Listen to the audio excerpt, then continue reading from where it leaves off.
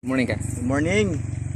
So, ngayong umaga, ang i-demo natin paano magkabit ng ganito sa hose paggamit Anong ng tawag player.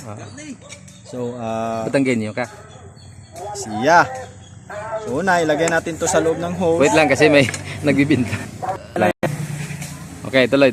Okay, magandang umaga muli. So, ang i-demo natin ngayong umaga, kasi ngayong umaga po, nagkabit kami ng water line, linya ng tubig. Okay. So, nakulang kasi yung supply namin, bumili yung kaibigan namin si Brother Randy ng panibagong hose, pero hindi niya napalagyan ng mga ganere. So, ngayong umaga, i-demo natin kung paano maglagay ng ganito sa plastic hose. So, una-una, ipasok muna natin to dito para walang problema. Sunod, ito, ipasok natin dito.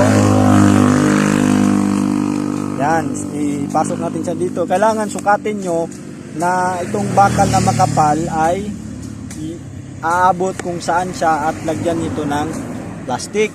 Okay. Kabit na yung plastic.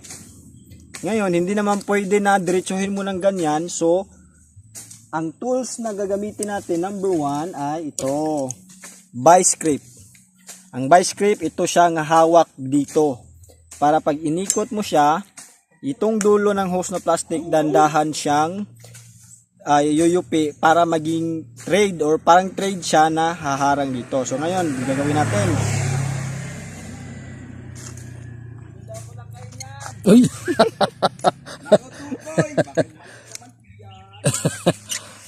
Patuloy lang tayo. May mga nagtatabas doon eh. Pasensya na po mga viewer. Yan po.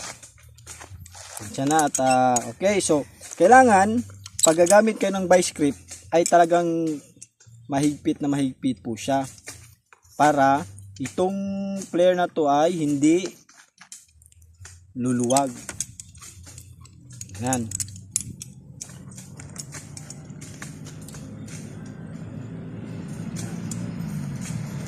Kailangan siyang higpit. Ngayon,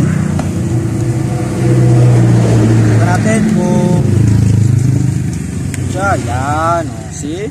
Nakita nyo po, ganyan po ang paggamit ng flare para sa linya ng tubig sa inyong mga bahay.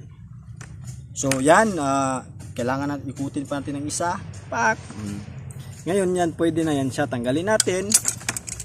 Yan, tanggalin natin to. Ganyan. Hilain natin tong itim. Yun. O, see?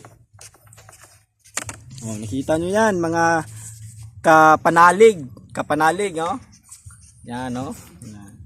Kapanalig! Yan, o. Sorry po, disturbo yan po. Kung mahirapan kayo sa GI na tubo, plastic mas madali, matibay. Okay. So hanggang doon lamang po. Maraming salamat. Like and subscribe. Share.